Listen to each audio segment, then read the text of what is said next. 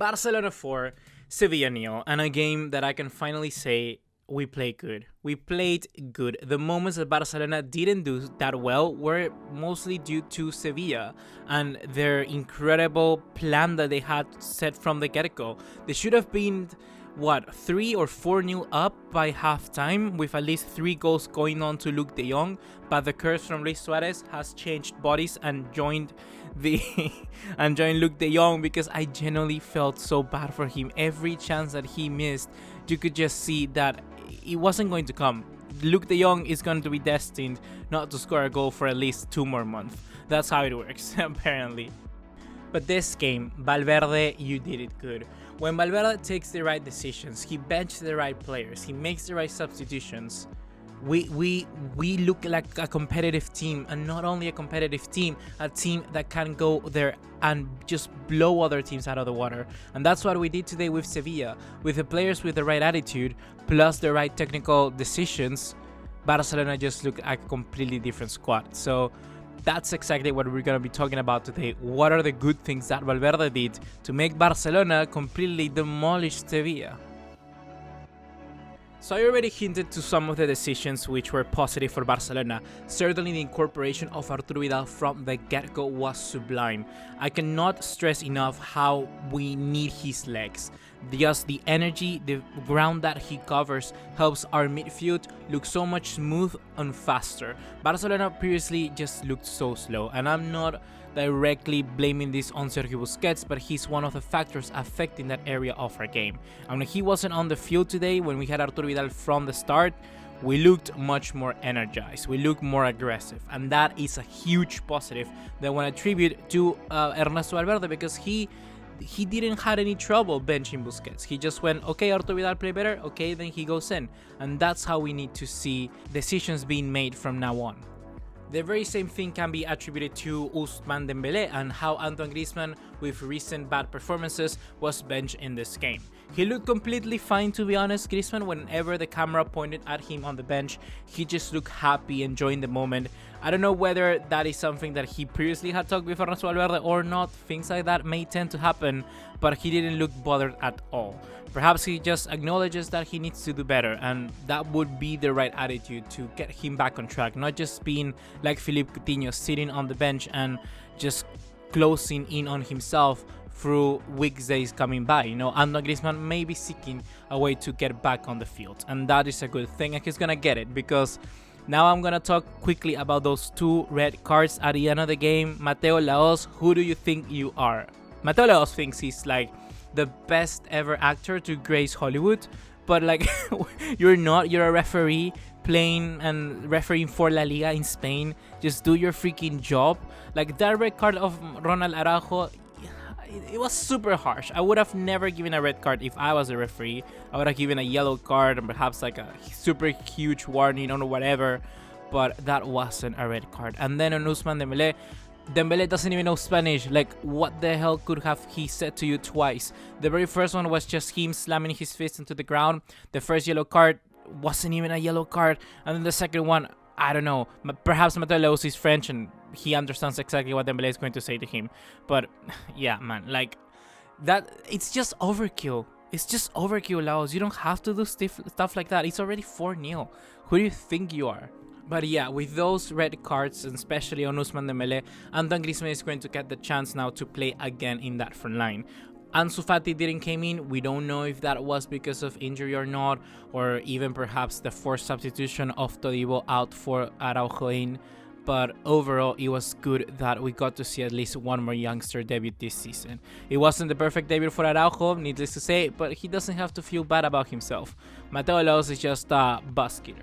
But now getting into the overall performance of the game, Barcelona looked to be much more solid from the get-go, and I want to attribute this to just the team looking much more focused. And I don't know if this was perhaps just having Messi back on the field, having someone like Dembele or Arturo Vidal, new fresh faces that can add a little bit extra of dynamism to our team, but we just looked ready to go. And even though Sevilla also did the very same thing and they were the team in the front foot, I believe Barcelona were competitive. Yes, we were shaky sometimes at the back, but we had a 19-year-old guy in Todibo there with a right back playing at a left back position, and okay, things can happen, things can be attributed. But to have that makeshift defense and still come out on top with a clean sheet and a 4-goal difference, it's good. It's positive, and I cannot criticize our team that much in that aspect.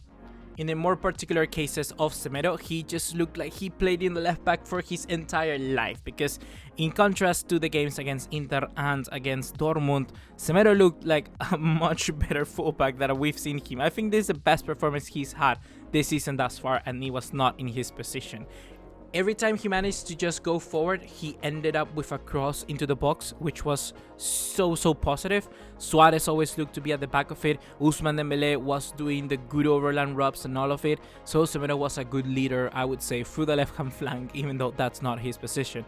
In the case of Todibo as well, he started a little shaky, but after it, he just started to grow into the period. And in the second half, there was kind of like a 2-minute, I want to say, section or time where there was a lot of pressure going through him, and he just looked so composed. He was constantly winning aerial duels, using his body at the right way and pushing the opposition player at the right time, and he was gaining ground just with so much ease, like a complete veteran center back, and this guy is literally just starting his career. So well done from Todibo as well.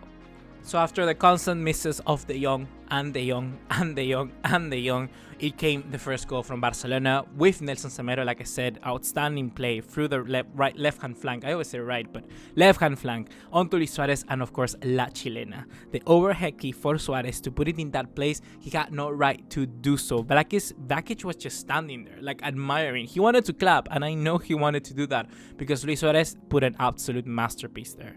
I want Luis Suarez to replicate this away from home. That's the only way I can say Luis Suarez is back. He's regaining his form very quickly, and he's looking so sharp. But that's the final thing I need to ask of him. Just do it away from home, Luis Suarez, Suarezito, and then we're going to be completely fine. For our second goal, it was Arthur to Arturo Vidal, and Arthur once again with an amazing vision.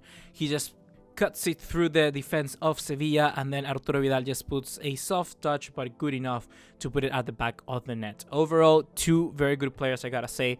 Arthur in this game just continues to prove how much he's developing in his second season at Barcelona. He is looking like the real deal, and he, right now, I believe, is overshadowing like someone like De Jong. Arthur is by far our best midfielder, and we are not even missing people like the likes of Rakitic, because the performance of Arthur have been so good when it comes to finalizing his play, just by getting shots off, by the passes as well defensively. So well done to Arthur, and Arturo Vidal, the very same thing. I already explained it in a complete video for him, dedicated just exactly to the Chilean, to Vidal, so you can go there, check it out. But in summary, Vidal just gives us so much energy, like I mentioned at the start of the video. And of course, the fourth and final goal came from Lionel Messi. And Messi has Sevilla como sus hijos, literal. Messi is giving classes, lessons every day to Sevilla whenever they meet. Because Messi has scored, I don't know how already many goals against Sevilla. And it's the perfect opportunity for him to get it against this team. And what a way to do so. That free kick was so smooth, perfect angle, everything. Sevilla even had the player just below the legs of everybody else in the wall, just in case Messi decided to put it under it.